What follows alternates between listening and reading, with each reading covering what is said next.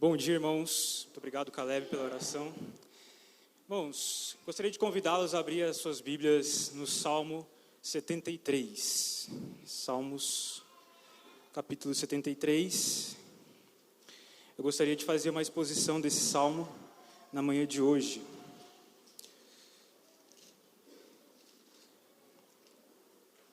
Estava conversando com os irmãos ali no briefing, e uma coisa que eu estava conversando com eles é que uma parte muito difícil de preparar esse sermão de hoje foi encontrar um título para ele, e até agora eu não estou satisfeito com o título que eu encontrei.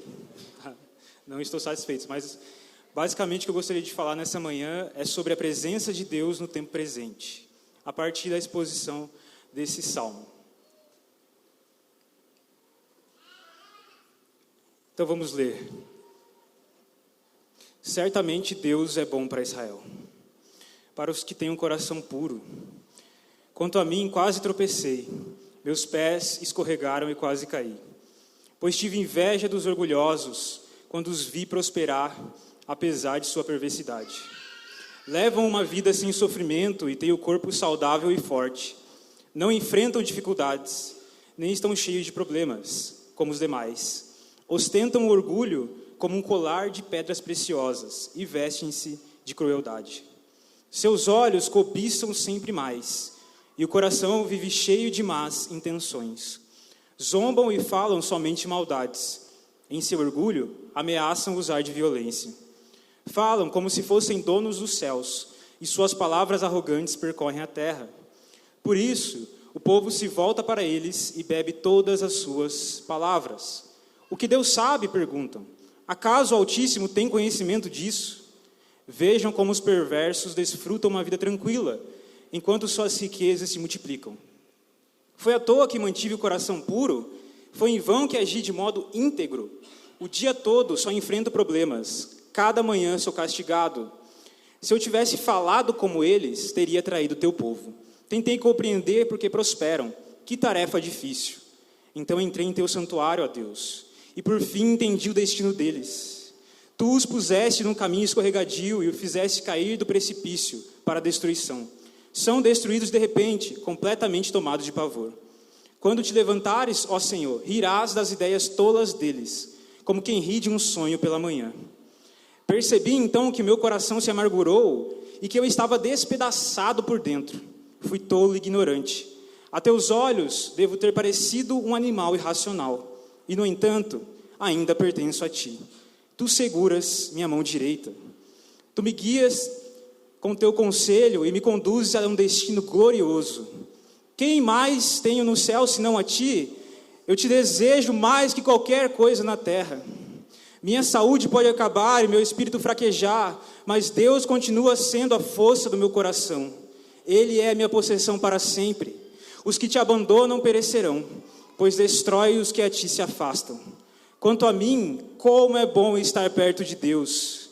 Fiz do Senhor soberano meu refúgio, e anunciarei a todos as tuas maravilhas. Amém. Essa é a palavra do Senhor. E para introduzir esse assunto que eu gostaria de compartilhar nessa manhã, eu gostaria de ler um poema de Vinícius de Moraes. E esse poema diz assim: a vida do poeta tem um ritmo diferente. É um contínuo de dor angustiante. O poeta é o destinado do sofrimento.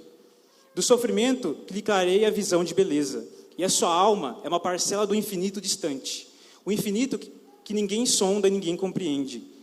Ele é o eterno errante dos caminhos, que vai pisando a terra e olhando o céu. Preso pelos extremos intangíveis, clareando como um raio de sol a paisagem da vida. O poeta tem o coração claro das aves e a sensibilidade das crianças.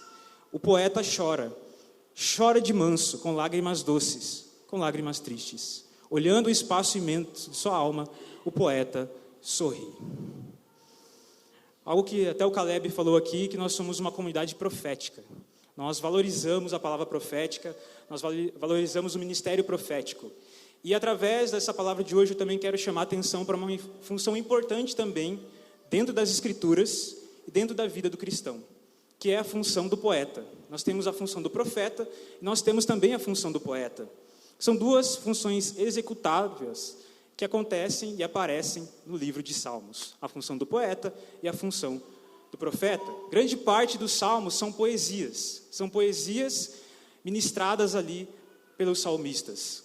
E eu creio que existe um papel para o profeta e um papel para o poeta. E qual seria a diferença entre os dois? A diferença é que o profeta olha para as coisas do futuro e afeta o presente com aquilo que ele está vendo sobre o futuro que as pessoas não veem. E ele abençoa e afeta as pessoas do presente. E a diferença é que o poeta é aquele que olha para o presente, enxerga aquilo que as pessoas não vêem e afeta as pessoas do presente com aquilo que ele está vendo, para abençoar e afetar essas pessoas. Por isso eu acredito que os Salmos são um tesouro da Escritura, exatamente para nós conseguirmos contemplar no tempo presente aquilo que muitas vezes a gente não consegue contemplar. E os Salmos, eles colaboram exatamente com isso. Eles colaboram conosco para que a gente possa ver Deus no tempo presente. Para que nós possamos contemplar a beleza dele, a face dele, no tempo em que nós vivemos, mesmo diante dos desafios da vida. Então os Salmos, eles são preciosos, preciosíssimos para nós, enquanto cristãos, enquanto ainda não chegamos à cidade eterna. E eu gostei muito da definição que os autores do livro Entendes o que Lês falam sobre isso.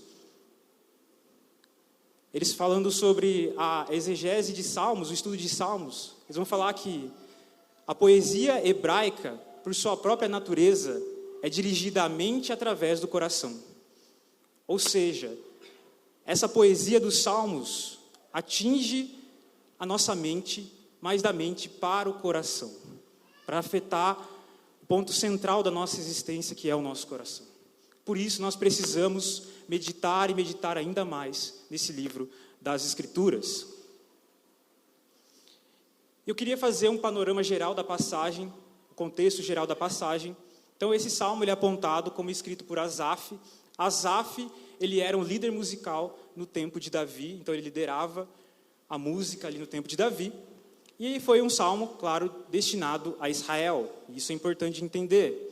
E o texto, ele se fundamenta num questionamento que não é novo na Escritura. Se você olha a Escritura, principalmente no Antigo Testamento, o texto se baseia num questionamento que os salmistas principalmente faziam. Por que os ímpios prosperam? Essa é a pergunta do texto. Por que os ímpios prosperam?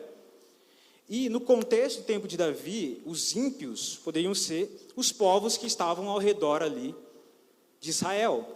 Porque naquele tempo nós tínhamos alguns povos em volta de Israel. Os filisteus, os fenícios e os assírios.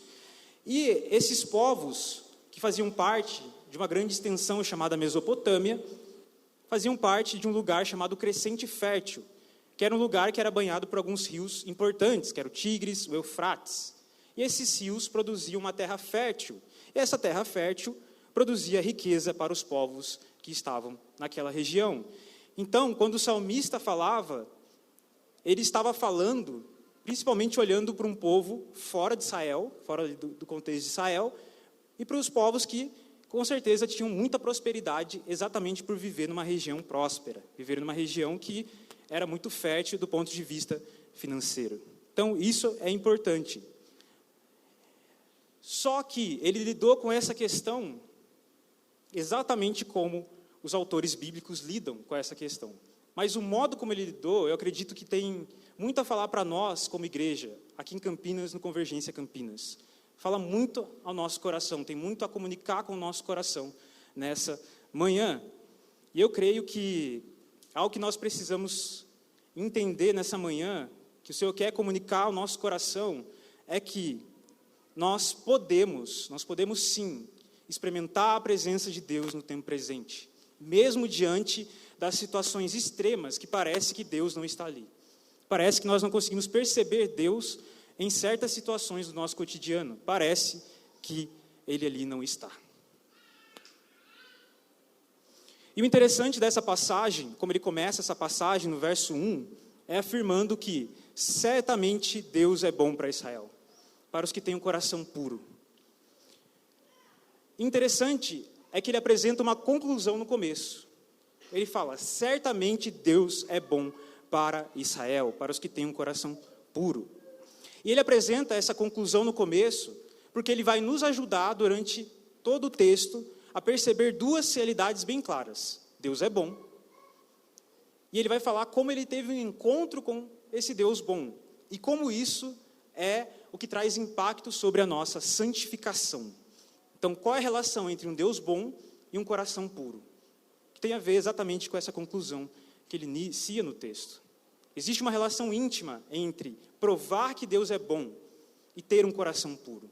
Por isso, certamente Deus é bom para aqueles que têm um coração puro.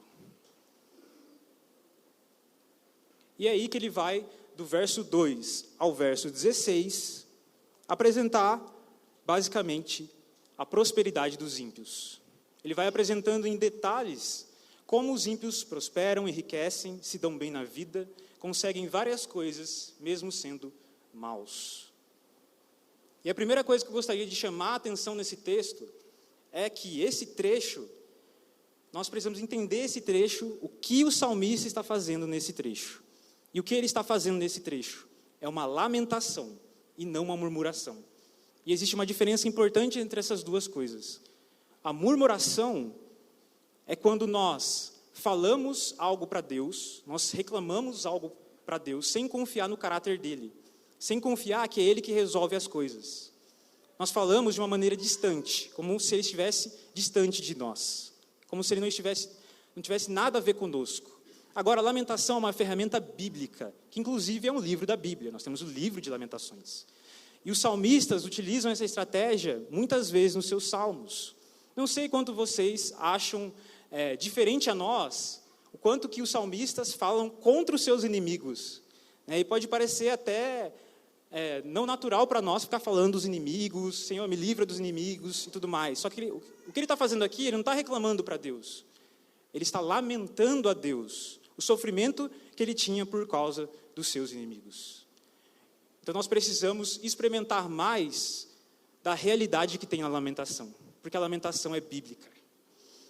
A lamentação tem a ver com colocar diante de Deus algo que está nos machucando, está nos ferindo, está nos fazendo sofrer, exatamente porque eu confio no caráter dele, exatamente porque ele é um Deus confiável, exatamente porque ele é um Deus bom, exatamente por isso eu entrego tudo nas mãos dele, e exatamente porque ele está perto e é bom, eu posso falar todos os assuntos com ele. É porque Deus tem ouvidos para ouvir, é porque ele aguenta aquilo que a gente pode falar. A gente pode falar sobre qualquer coisa com ele, porque ele é nosso amigo próximo, e ele é confiável. Mas você deve se perguntar, mas qualquer sofrimento, qualquer coisa, muitas vezes a gente levanta o grande questionamento, mas o meu sofrimento é tão bobo, eu estou sofrendo porque eu não tenho um celular, eu não tenho um computador, eu não tenho um carro, e a fome na África, e os outros sofrimentos humanos, não importa. Deus é tão bom que ele ouve os nossos sofrimentos, independente de quais eles sejam. Porque Deus conhece o nosso coração. E Deus sabe que, mesmo que os nossos sofrimentos possam parecer pequenos, o amor que ele quer derramar por nós é muito maior. Não tem a ver com o nosso sofrimento ser pequeno ou grande, tem a ver com quanto a gente confia no caráter de Deus. Porque quando nós estamos diante de um amigo, nós não importamos no tamanho, na pequenez daquilo que falamos. Mas nós queremos falar tudo para os nossos amigos. E Deus tem que ser esse amigo para nós, a qual nós falamos sobre tudo. E Ele suporta o nosso sofrimento. Mesmo que a gente chora por coisas que a gente considera pequena. Mesmo quando a gente chora diante de Deus, e mesmo quando a gente não entende o sofrimento que nós estamos passando, nós podemos jogar diante de Deus. Mas parece que eu estou sendo tão bobo, eu vou pedir para Deus me livrar dos meus inimigos, mesmo que às vezes eles são inimigos imaginários. Vamos sim, vamos colocar tudo diante de Deus, porque Ele é o nosso melhor amigo. Nós podemos chorar diante dEle as nossas aflições diárias, mesmo que as nossas aflições diárias é porque uma pessoa deu uma resposta ríspida para nós, mesmo porque no nosso trabalho nós não somos reconhecidos como nós gostaríamos de ser reconhecidos, porque Ele nos reconhece, porque nós somos justificados por Deus e a nossa identidade está presa a Ele. Só que nós só vamos descobrir isso na medida em que a gente se aproxima dEle. Não é em outro lugar que nós vamos descobrir. E nós podemos experimentar dessa realidade no nosso coração, através das lamentações. nós precisamos usar as lamentações, mesmo que seja todo dia. Deus não se cansa de ouvir você falar a mesma coisa todo dia. Todo dia você fala a mesma coisa, toda vez é o mesmo problema. Senhor, eu não tenho carro. Senhor, eu não tenho carro. Senhor, eu não tenho carro. Senhor, eu não tenho carro. Não tem problema, não tem problema. Ele é um amigo para você. E você pode falar quantas vezes for necessário. Porque na medida em que você fala, você ouve o Senhor falar ao seu coração. Ele toca no seu coração. Então nós podemos lamentar em todo tempo podemos usar essa ferramenta. Porque de fato nós experimentamos muitos sofrimentos na vida. Muitos sofrimentos. E eu acredito que esse sofrimento que o salmista coloca para nós aqui, que é uma tentação que todos nós podemos sofrer na vida cristã, que é a tentação da inveja, a tentação da comparação. No texto ele está falando da comparação com as pessoas externas, né, as pessoas que não são cristãs, podemos assim dizer. E essa comparação tem a ver muitas vezes com o ideal de boa vida que nós temos no nosso coração. Com o ideal de fazer a nossa vida dar certo. E esse ideal de fazer a vida dar certo, muitas vezes tem a ver exatamente com aquilo que a gente olha que as pessoas conquistam. Então nós vemos pessoas que muitas vezes se dão bem financeiramente, emocionalmente, inclusive moralmente. São pessoas que fazem mais o certo e o errado do que nós. Entendem melhor o certo e o errado do que nós. São mais éticos do que nós.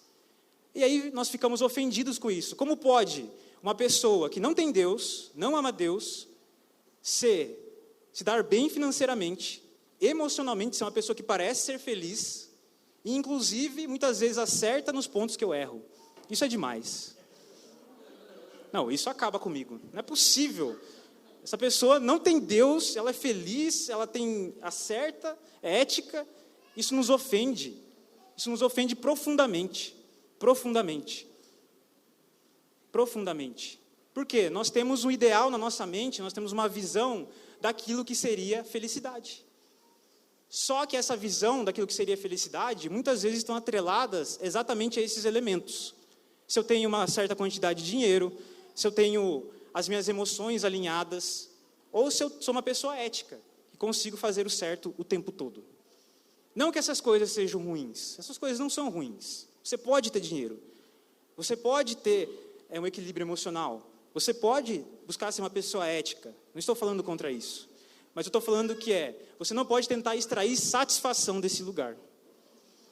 Entender que o seu sucesso está atrelado a essas coisas. O seu sucesso não está atrelado a essas coisas. O seu sucesso está atrelado a Deus. Ele é o seu sucesso. Ele é a sua alegria. E só a partir dele você vai conseguir lidar com essas coisas. Com as finanças, com as emoções e com o fato de que você erra também. E acerta. Eu quero abrir um parêntese nesse ponto da comparação. Porque o texto, ele está falando sobre os ímpios, aqueles que não são cristãos. Esse é o texto. Mas, às vezes, a gente aplica esse ideal de boa vida na vida cristã, ao observar a vida de outros cristãos. E a gente acaba caindo em inveja e comparação. A gente acaba construindo um pensamento errado de que a vida deles é melhor por causa das condições materiais que esses cristãos têm, emocionais, morais e até mesmo espirituais e ministeriais.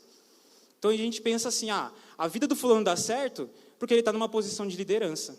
Ou a vida do fulano dá certo porque ele tem mais recursos materiais, foi mais abençoado materialmente.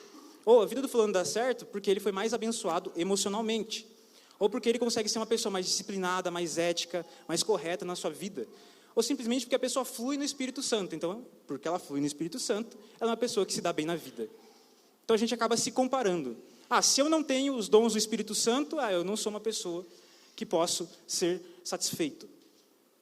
Se eu sou uma pessoa que não estou no ministério, não estou pregando, não estou ensinando, não estou cantando, então acho que é por isso que eu não consigo me dar bem na vida. Ou se eu não tenho condições materiais, não estou recebendo bênção, é porque eu não consigo. Por isso que eu não estou me dando bem na vida. Ou até questões emocionais. É porque eu tenho problemas emocionais, é porque eu tenho depressão, eu tenho ansiedade, eu tenho alguma coisa. No dia que eu vencer essas coisas, aí sim eu vou ser feliz na minha vida e satisfeito.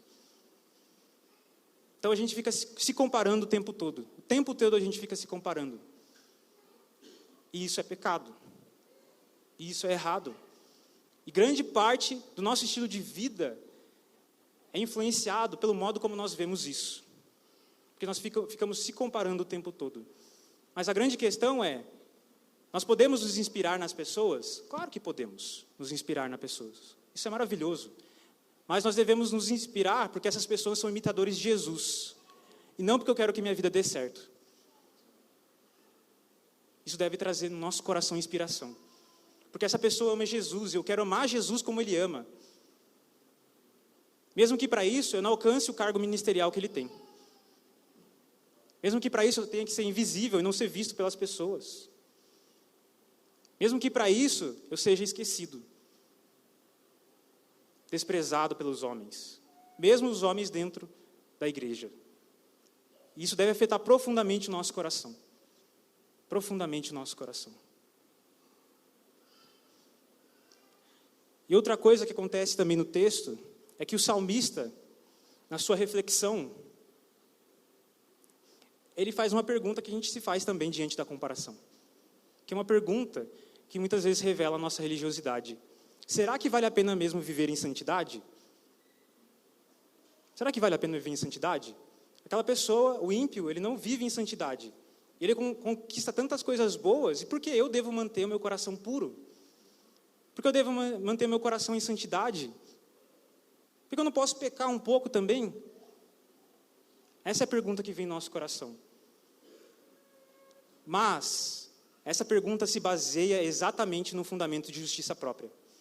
Como se a nossa santificação devesse ter um resultado. E qual o resultado? A nossa vida dar certo. Os problemas da nossa vida serem resolvidos. Nós caímos no erro de ver a santidade como um meio para um resultado. E não como uma consequência processual daquilo que Deus tem feito em nós. Através da contemplação que nós fazemos de quem Ele é. E a expressão da religiosidade é que não vemos onde Deus se encaixa nessa prosperidade dos ímpios. E nós questionamos se devemos ou não ser santos. A nossa justiça própria. Como pode? Como pode? Como pode ele pecar tanto e ainda eu ver sorriso nos lábios dele? E a gente questiona, será que vale a pena viver assim, viver a vida cristã? E até parece que a gente concorda com as pessoas lá de fora que a vida cristã é chata. Muitos falam, a vida cristã é chata, porque você não pode fazer isso, não pode fazer aquilo. E quando a gente levanta essa pergunta, tem a ver exatamente com isso. A gente concorda que a vida cristã é chata. E que um cristão, que muitas vezes se abstém de fazer certas coisas, não pode encontrar alegria. Não pode ser uma pessoa alegre e satisfeita.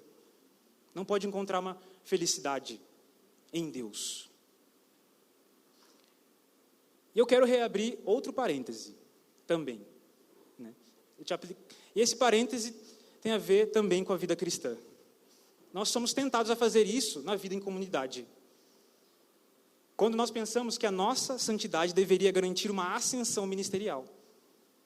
Uma certa admiração das pessoas e também menos conflitos na vida cristã. Menos desafios na vida cristã. Então a gente acha assim, será que vale a pena eu viver em santidade?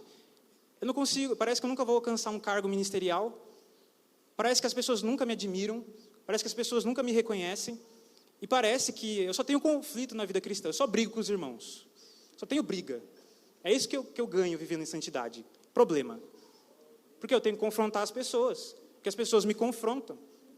Então eu só tenho problema. É a mesma visão de comparação que nós temos. Que é olhar o resultado da santidade como se o resultado da santidade fosse garantir uma ascensão ministerial, uma admiração das pessoas e menos conflitos. Mas não tem a ver com isso. Não tem a ver com isso.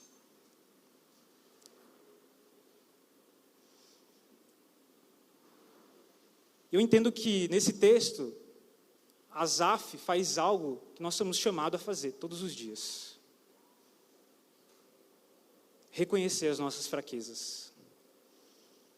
Reconhecer que nós fazemos essas perguntas, às vezes, diariamente. Se vale a pena viver em santidade. De que todos os dias a gente quer fazer a nossa vida dar certo. De que todos os dias quase a gente se compara com as pessoas. Pelo menos um pouco. E não tem problema você reconhecer isso. E Asaf entendeu isso. Porque ele reconheceu a sua fraqueza. Asaf entendeu que não é fácil mesmo você ver a prosperidade dos ímpios não se comparar. Não é fácil, não é fácil. Não é fácil você ver alegria nas pessoas lá de fora e falar assim, está tudo bem, tranquilo. Não é fácil. Porque nós somos fracos. Não existe supercrente. Isso não existe. Não existe supercrente. Nós podemos nos abalar com os dilemas da vida e está tudo bem. Nós podemos reconhecer a nossa tentação, a inveja e a comparação. Nós podemos fazer isso. Somos fracos.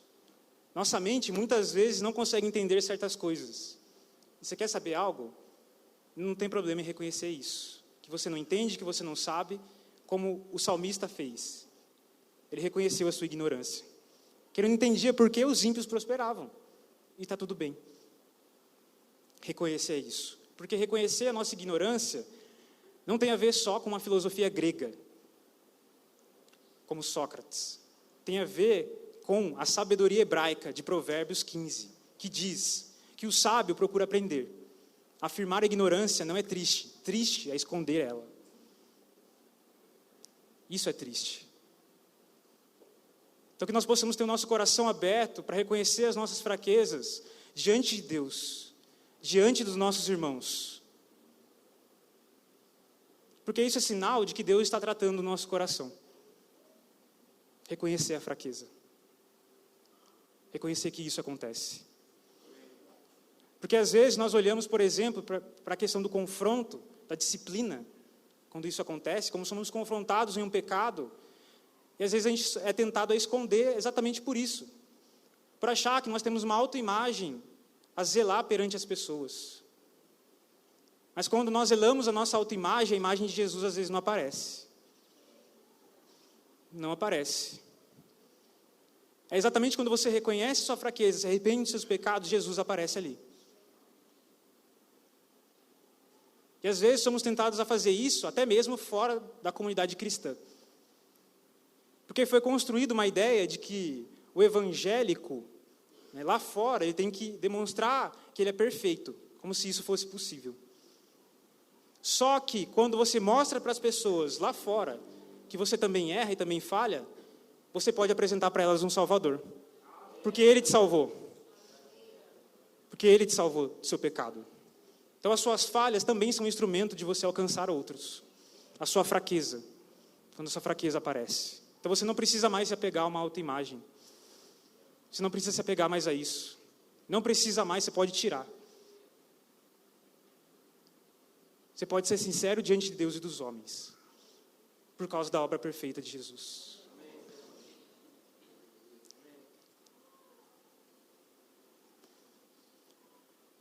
E qual o modo que Asaf resolve essa questão da prosperidade dos ímpios? Como ele chega à resposta? Como que ele chega àquilo que ele perguntou a Deus? Asaf, no texto, ele correu para a presença de Deus, como diz no texto. O termo santuário, ou templo, como o Caleb disse, era o lugar onde habitava a presença de Deus. Onde a comunidade de Israel experimentava a presença de Deus. Foi diante dele que Asaf se colocou. Ele pegou essas perguntas, essas dúvidas e esse sofrimento que ele tinha e ele levou para diante de Deus. Ele se colocou nesse lugar de buscar a presença de Deus. E foi ali que tudo fez sentido. Pois é na presença de Deus que encontramos sentido. Quando nós falamos aqui em cima, aquela frase, que é a frase da nossa visão, nós não estamos falando só algo bonitinho para agradar você. Nós estamos falando aqui algo que queima no nosso coração. Algo que nós entendemos por meio das Escrituras, de que a presença de Deus é o sentido da vida e o anseio mais profundo do coração do homem. É isso que de fato nós ansiamos. Nós ansiamos o próprio Deus. Como o pessoal sempre diz, o propósito de Deus é comunhão. Esse é o propósito de Deus. Nós tenhamos comunhão com Ele. Nós encontremos a presença dEle, porque é onde nós encontramos sentido. Eu não quero dizer com isso que no estudo das Escrituras você não pudesse encontrar essa resposta que ele encontrou aqui no texto. A resposta para esses questionamentos. Mas eu quero dizer é que nós precisamos fazer uma teologia diante de Deus. Não basta só saber intelectualmente. Nós precisamos que isso caia no nosso coração. Assim como eu disse sobre o propósito de Salmos, isso tem que passar pela mente e cair no coração. Então nós precisamos fazer teologia diante de Deus. Eu gosto muito desse conceito que o Jonas Madureira traz. Fazer teologia diante de Deus. Porque às vezes a gente estuda as Escrituras falando de Deus como se Ele estivesse longe. Às vezes a gente escreve lá no nosso caderninho, eu pelo menos fazia muito isso. Então eu falava, Deus, eu estou lá meditando nas Escrituras, Deus é bom, Deus está perto de mim. Aí eu entendi que o meu jeito de estudar a Escritura deve ser, Tu, Senhor, és bom, Tu está perto de mim. É uma teologia diante de Deus. É ver a Escritura pegando fogo no nosso coração. E não só palavras vazias, mas palavras que têm sentido. Sentido para a nossa vida. Que nós podemos experimentar aquilo que está no livro, no momento que nós estudamos esse livro. Que é a presença de Deus. E o lugar que nós fomos feitos para estar.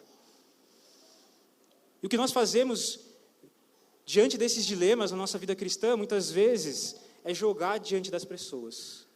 Reclamar. Isso. Não que não tem problema você jogar isso diante das pessoas, dos seus irmãos. Mas, muitas vezes a gente reclama diante dos nossos irmãos, a gente joga isso diante dos nossos irmãos, ou tentamos usar até métodos espirituais, simplesmente como um método de resolver minha vida também. Eu tenho os meus problemas, então é só eu falar com os meus irmãos que resolve. Que o meu irmão tem que resolver o problema que está no meu coração. Ele tem que dar um jeito de resolver. Alguém tem que dar um jeito de resolver. Se eu orar todo dia, aí vai resolver de uma vez. Não, aí resolve. Não. Só tem um lugar onde nós encontramos descanso. Onde nossa inveja e comparação pode ser curada. Onde o sofrimento ganha sentido.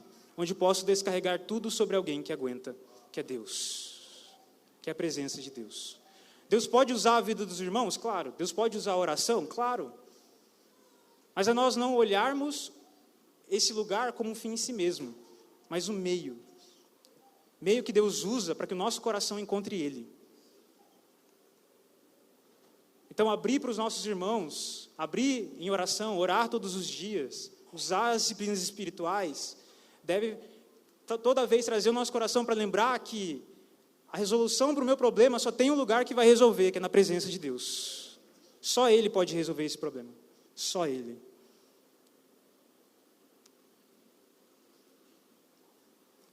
A verdade que foi compreendida pelo salmista é que o sofrimento assola toda a humanidade.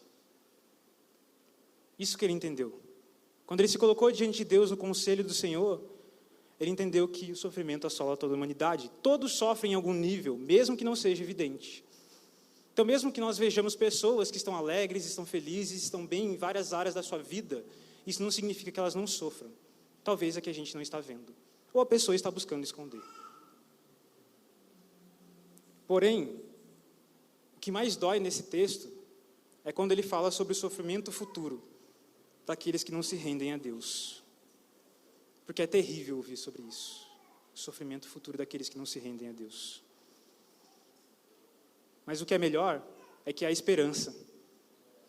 Porque Cristo morreu por nós quando nós ainda éramos ímpios, como diz em Romanos 5. E existem ímpios que serão alcançados por essa verdade. Logo, o nosso olhar deve ser de compreensão do pecado, que o pecado é real, de que nós somos maus, de que a maldade está no mundo. Mas, ao mesmo tempo, de esperança, de que essas pessoas podem ser alcançadas por Cristo. Também levando em consideração algo muito importante das Escrituras, que nós chamamos de graça comum. Deus é tão misericordioso e bom, que Ele derrama chuva sobre justos e injustos.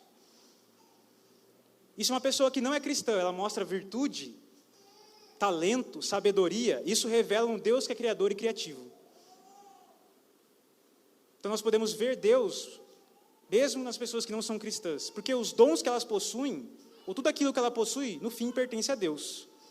Tudo pertence a Ele. Isso muda a nossa cosmovisão.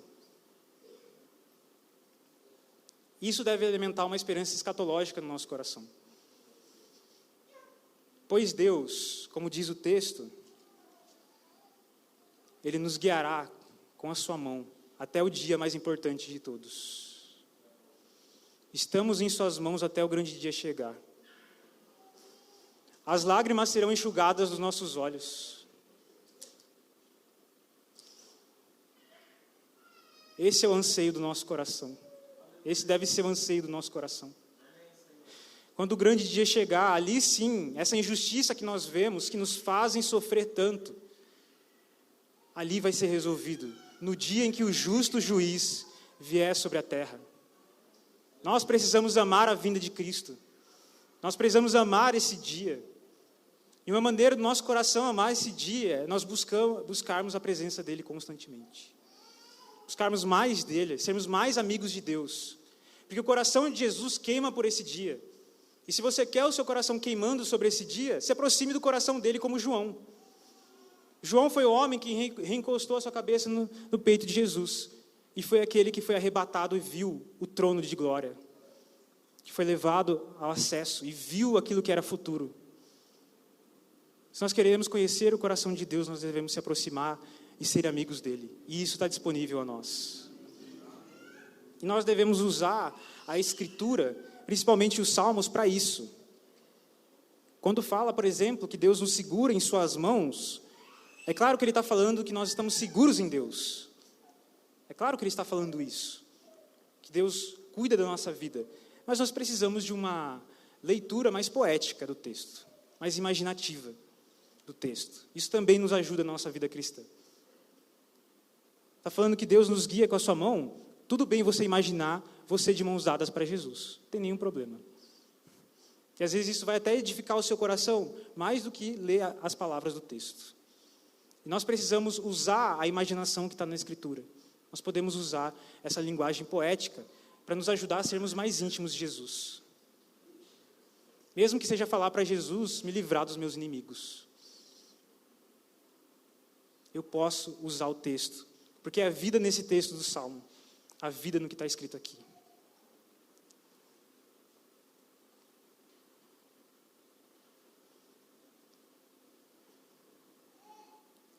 Mas uma coisa que é importante, que deve ter ficado a pergunta, né? Que foi a conclusão que o salmista deu no texto, tá? Então, qual é a relação entre um Deus que é bom e maravilhoso e a santificação? Que é a conclusão que ele chegou. E através do texto nós conseguimos chegar a essa conclusão. Se queremos ser mais santos, devemos encontrar o deleite na presença de Deus e não simplesmente mudar comportamentos. Se você quer ser mais santo, se aproxime mais de Deus. Corra para Ele. Como diz o filósofo Søren Kierkegaard, que é o título de um livro dele, a pureza de coração é querer uma só coisa.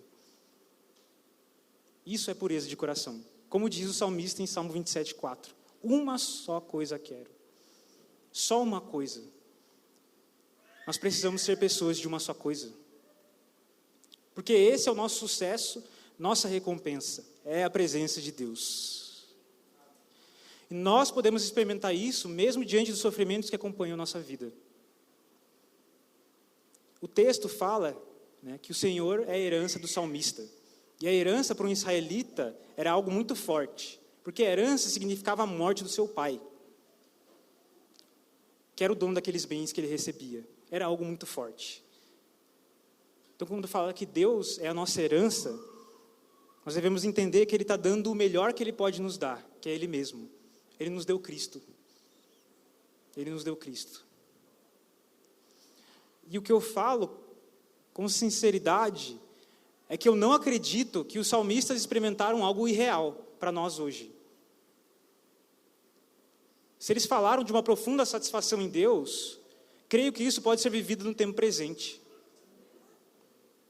Eu creio que nós podemos falar do nosso deleite no Senhor com sinceridade, no dia do presente.